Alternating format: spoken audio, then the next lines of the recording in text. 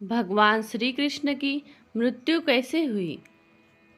जब भगवान श्री कृष्ण ने अपनी सभी लीलाओं को संपूर्ण कर लिया था, तब वह पृथ्वी पर से वापस वैकुंठ लोक जाने की इच्छा जाहिर करने लगे। तब उन्होंने एक विशेष लीला रची। नमस्ते दोस्तों, स्वागत है आपका धन्वी वॉइस चैनल पर। आइए सुनते हैं कि किसके शाप के कारण भगवान श्री कृष्ण की मृत्यु हुई और यदुवंश का नाश हुआ। इस कहानी के बारे में हम आपको अगर थोड़ा सा ही बताएं तो उसमें जरा नाम के बहिलिया ने भगवान श्री कृष्ण के पैर पर तीर मार दिया था और उसी के कारण भगवान श्री कृष्ण अपने लीला को समाप्त कर वैकुंठ लौटे थे। दोस्तों, यह लीला भगवान श्री कृष्ण की मर्जी से हुई थी और उसी लीला के बाद जब अर्जुन को पता चला कि भगवान श्री कृष्ण इस जराधाम से चले गए हैं और उन्हें एक बहेलिया की तीर की लीला के द्वारा इस जराधाम को छोड़ा है, तब वह बहुत दुखी हुए और वह श्री कृष्ण के पार्थिव शरीर को लेने और उनका अंतिम संस्कार करने के लिए चले गए। जब वह श्री कृष्ण का अंतिम संस्कार करने के बाद में वापस द्वारका पधारे, तब उन्होंने यह दुख भरी सूचना श्री कृष्ण की सभी रानियों रुक्मिणी आदि को सुनाई तथा श्री कृष्ण के माता पिता को भी यह बात बताई। इसी बात के शोक को सुनकर श्री कृष्ण की पत्नी रुक्मिणी और जामवंती ने तत्काल अपना देह त्याग दिया। तो मित्रों, इस कथा के द्वारा आपको यह पता चल गया होगा कि श्री कृष्ण की पत्नी रुक्मिणी की मृत्यु कैसे हुई और किस दुखद सूचना के कारण उन्होंने अपना देह त्याग किया था।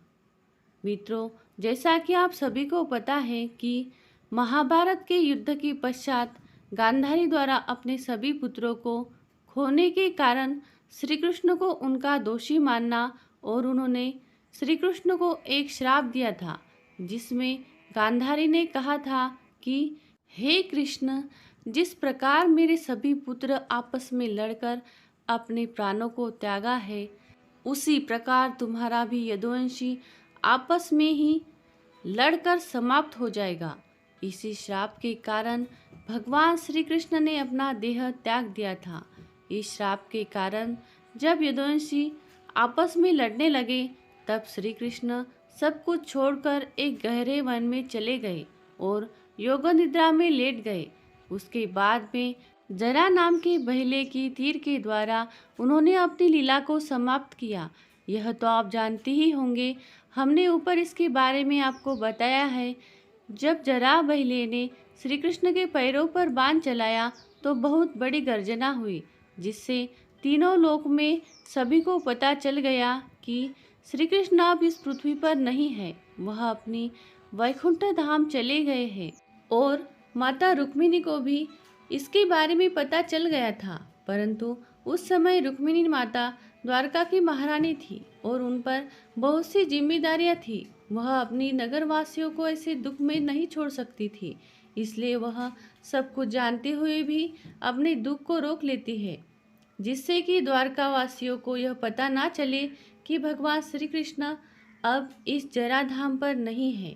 क्योंकि भगवान श्री कृष्ण ने अपने पिता से कहा था कि जब मैं इस जराधाम को छोड़कर चला जाऊं तो अर्जुन आकर सभी द्वारका वासियों को इंद्रप्रस्थ लेकर जाएगा।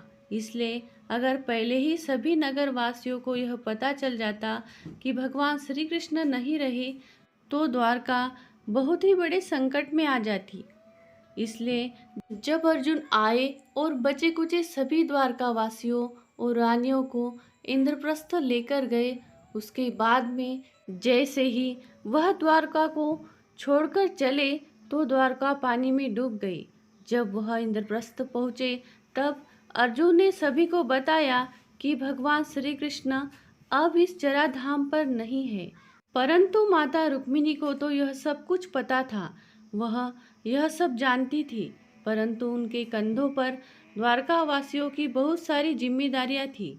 जब वह अपनी सभी जिम्मेदारियों का निर्वाह कर लेती है, तब 7 दिनों के बाद में वह सती हो जाती है और उनके साथ ही माता जामवंती भी सती हो जाती है। तो मित्रों, इस प्रकार माता रुक्मिणी ने श्री कृष्ण के जाने के 7 दिन के बाद में अपना देह त्याग किया था।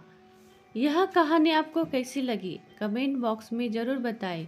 ऐसे ही अलग अलग कहानी सुनने के लिए चैनल को लाइक, सब्सक्राइब और शेयर करना न भूलें। बेल आइकन वाला बटन भी दबाएं ताकि नई कहानियों की नोटिफिकेशन आपको मिलती रहे। कहानी अंत तक सुनने के लिए आपका बहुत बहुत धन्यवाद।